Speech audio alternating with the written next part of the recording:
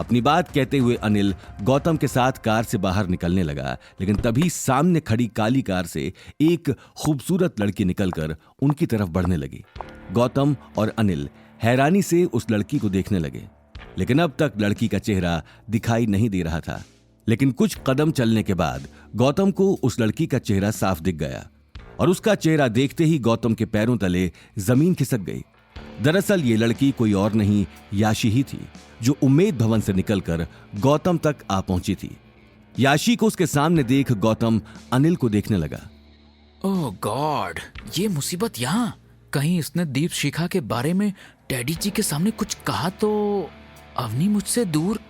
याशी को सामने देखते ही गौतम हक्का बक्का रह गया, क्योंकि अनिल याशी के बारे में कुछ नहीं जानता था और गौतम अनिल के सामने दीप शिखा के बारे में और उसकी पुरानी जिंदगी के बारे में कोई बात नहीं करना चाहता था। अब ये लड़की कौन है? अनिल ने हैरानी से पूछा, लेकिन इससे पहले कि अनिल आगे कुछ पूछता, गौतम ने हड़बड़ाकर जवाब दे दिया। डैडी आप यहीं बैठिए, मैं देखता हूँ आखिर कौन है ये कहते हुए गौतम कार से बाहर निकल गया। याशी तुम यहाँ?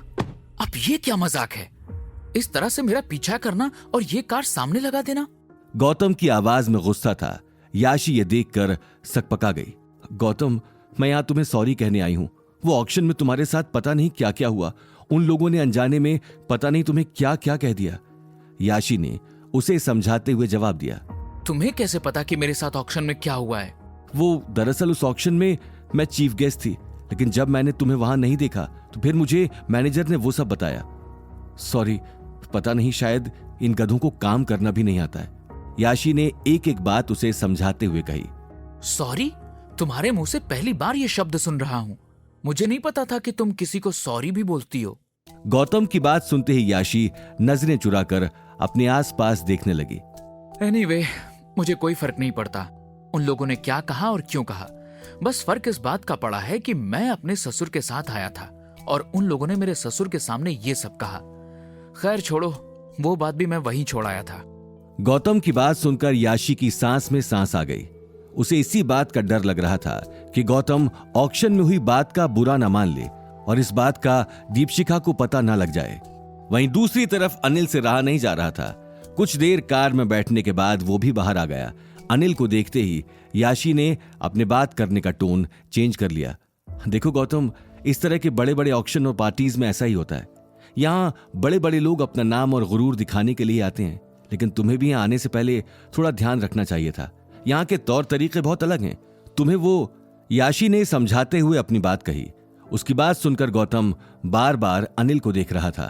Thank you for your concern, लेकिन मुझे इन तौर तरीकों की कोई जरूरत नहीं है।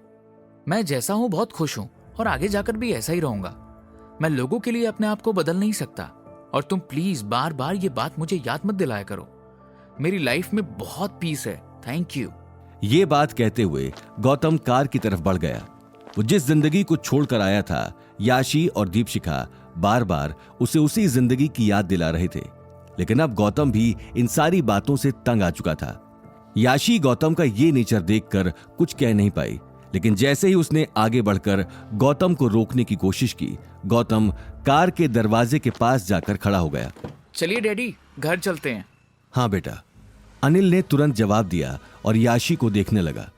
गौतम की बात सुनकर याशी ने आगे कुछ कहना सही नहीं समझा, लेकिन उसे बार बार दीपशिखा का भी ख्याल आ रहा था और दीपशिखा की वजह से ही उसे गौतम के ऊपर नजर भी रखनी थी और उसकी हर बात को हंसते हंसते टालना भी था।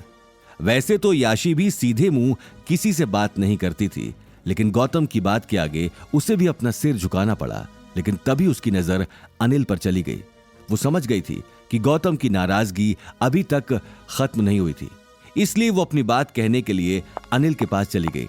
सुनिए अंकल, अगर मैं गलत नहीं हूं तो आप शायद अनिल अंकल ही हैं, राइट? याशी ने हंसते हुए कहा, लेकिन अनिल भी कार की तरफ जाने के लिए कदम बढ़ा चुका था, लेकिन याशी की आवाज ने उसे वहीं रोक दिया। हाँ, लेकिन तुम मुझे कैसे जानती हो? अनिल ने हल्की मुस्कान के साथ कहा। आगे की कहानी जानने के लिए देखिए अगला एपिसोड सिर्फ पॉकेट एफएम के यूट्यूब चैनल पर और रॉयल वारिस के सारे एपिसोड्स को सुनने के लिए डिस्क्रिप्शन में दी लिंक से डाउनलोड करें पॉकेट एफएम ऐप।